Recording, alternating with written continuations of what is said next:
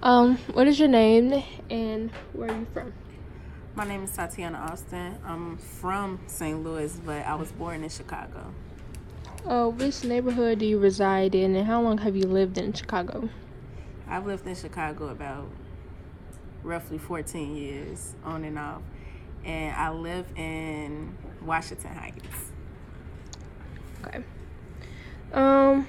What role do you think you play in your community? At home, I don't play a role in my community, but in my school community, I play a leadership role, and I give the other kids a voice that don't want to speak up or that aren't able to speak up because I have more authority over other children. Okay. Sorry. Well, what is your definition of community? Community is anywhere where a group of people or a population of people are in the same area. Okay. How have you been impacted by your community? By my community at home, I've been impacted negatively because it's not a good neighborhood. Well, my block is a good block, but the neighborhood overall isn't as good as it can be. But in school, as my community, I've been impacted positively, I would say. Okay. And if you could change anything about your community, what would it be and why? The resources and the accessibility to the resources, because in order for neighborhoods or communities to advance and get out of poverty or be better in any way, you need access to resources. You need to be able to change it. Before you're able to change it, you have to have some type of starting point, and the resources is where you would start at. Okay. How do you think your community is viewed by others? I think it's viewed negatively, all the communities that I'm a part of, because they're majority black, and black people don't get themselves a good look. They act in a certain way that stereotypes us as a whole, so I don't think it's viewed well. Okay. If you think this view is wrong or unfair, is there a way to change your community? How your community is viewed by others, and how? I do think it's unfair for starters, and in order to change it, I think people will have to be willing to change, which they aren't right now. So first, it will have to be a plan put into place as to where people are interested in changing, and then once they're interested in change, then they'll listen to something or a plan to actually change the community around us. Okay. All the cities have to deal with issues like violence. How does the issue of violence in Chicago compare to other major cities? Violence in Chicago is higher than most cities, and it's different. Like, because of the history of the violence in Chicago, it's viewed as more intense. Okay. All of this. Okay. What are the top 3 issues, concerns, etc., that you would like to address and start a dialogue with your community? Your community could be your peers, your neighborhood, Chicago, or etc.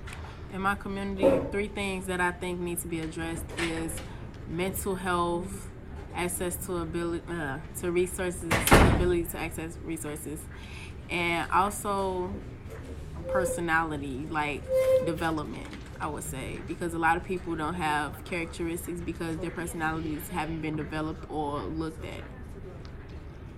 Okay. Thank you. If you were in charge of the media, what would you show and what would you do to change the perception of how people view you and your community? I would show more positive things and more volunteer work and opportunities. Like, the news don't show the Greater Food Depository, or it doesn't always cover walks. Like, I do lupus walks and cancer walks during the summer, and the Out of the Darkness walk and stuff. They don't show those type of things. They don't show the Ronald McDonald House. They don't show volunteer opportunities or people actually coming out for the city and doing good. They don't show that, and I would. Okay. It is important for us to keep an ongoing dialogue of the most important issues facing our community. Are there any other questions that I did not ask you that you feel like I should ask others in your community? We would like to use your questions for the next interview. Yeah, I think that it would be a good question to ask how other people have impacted that person to do better or change their community or the situation or circumstances in their community. What would your answer to your question be? I would say that like homeless people or drug addicts on the street have impacted me or influenced me to do better or help others so they don't get to that point, like help people with their mental health so they don't get down to the point where they have to abuse drugs, or help people learn about financial literacy so they aren't homeless or without. All right, thank you. Well, I have a question here. So it might be related to what you were saying, but something about you were talking about needing more resources. I totally agree, because resources is big. Like people needing help with certain things, whether it's homelessness or needing a job, and all that stuff. Can you give some examples of what you meant by? I think it was one of earlier questions about like resources. Lack of resources. I think that's what you're talking about. So can you give some examples of where? Maybe the lack of resources, and then maybe give examples of how those resources or how people in the community are going to benefit from those resources. Okay, so for instance, like jobs. There are job fairs and quote-unquote job programs that help people get jobs, but it's selective and it's very segregated, I would say.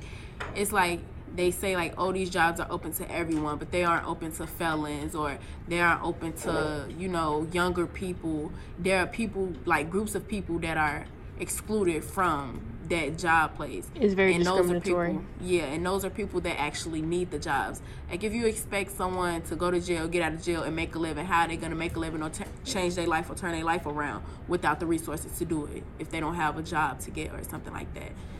So I think that people should incorporate all-inclusive job opportunities or living situations, because the same thing is with living and apartments and everything like that. So I think if that were open to more people, or all people, should I say, then we'll get a head start on that issue.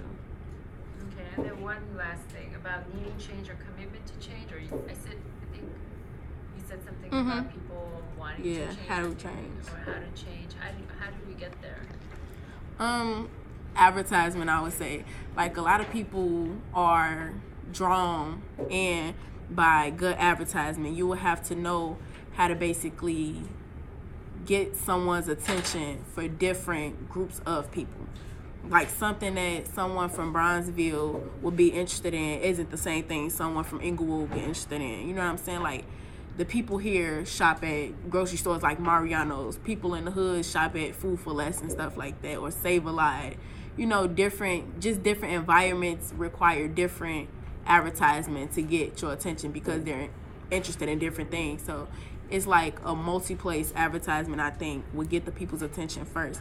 And by getting their attention, you get their basically commitment or loyalty to wanting to change it. Then you could talk to them once you've gotten their attention. All right, thank you.